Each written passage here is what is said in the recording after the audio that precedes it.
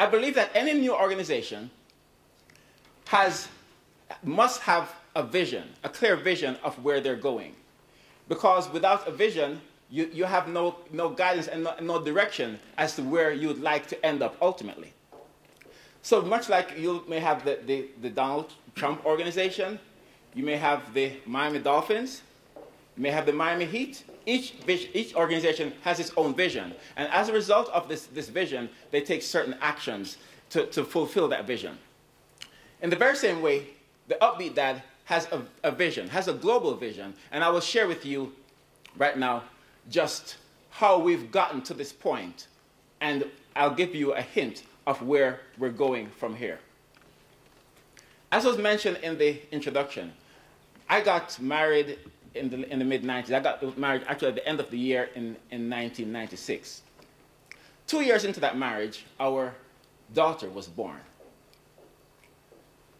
She was, from the moment she was conceived, I was so excited. I was so involved every step of the way. Never missed a doctor's appointment. Never missed anything in the process leading up to it. In the moment that she was delivered, I was in the room. She was delivered on Friday, September 25th, 1998 at 7:07 p.m. All right? Came into the world at 6 pounds, 7 ounces. That's my heart.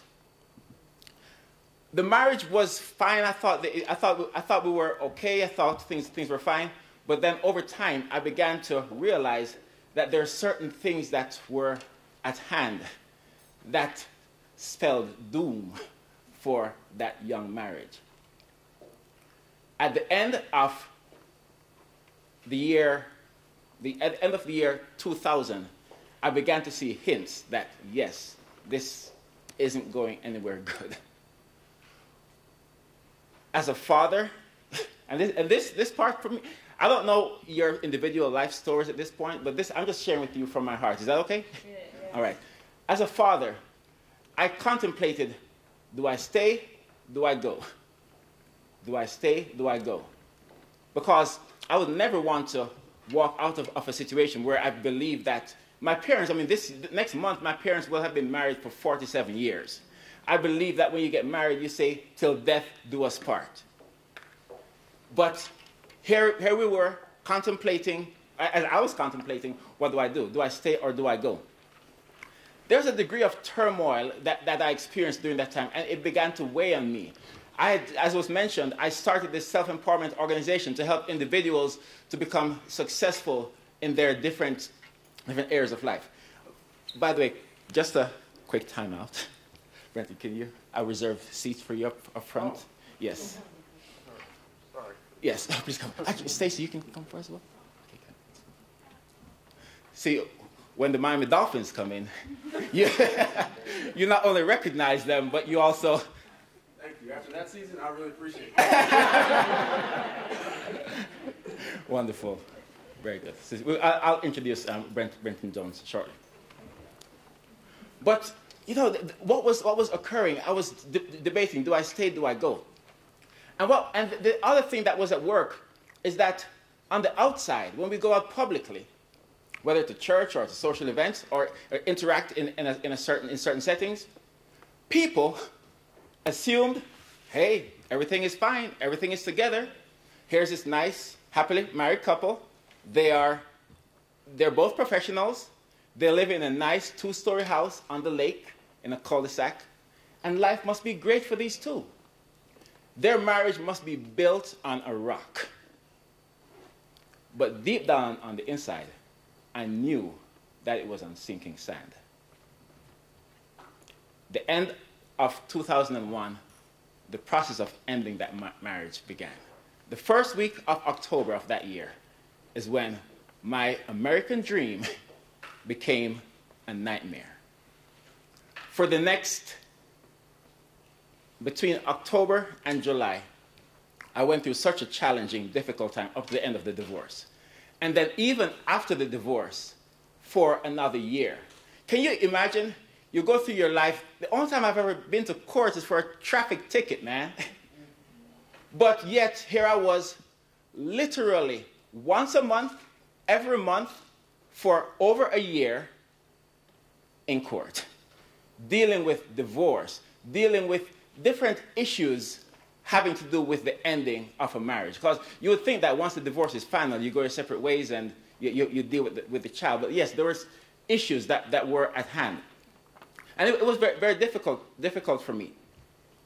Now, I'll tell you that that time period, it was the most emotionally exhausting, difficult, and challenging experience I've ever been through in my entire life.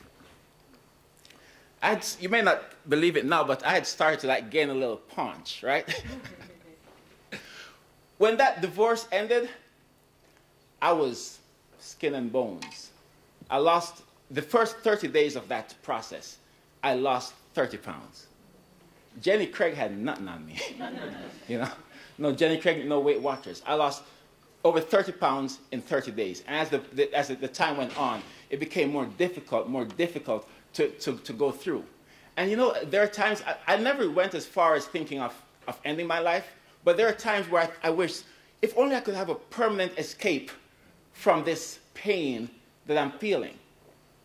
But there was my little daughter, and every time I think about Roderick Walters and his demise, every time I think about what if Roderick Walters should really go under, what if his life should end, I think about my daughter, the way she says, "Daddy, Daddy." I would not have my child looking at me in a casket saying, "Daddy, Daddy." There's no way.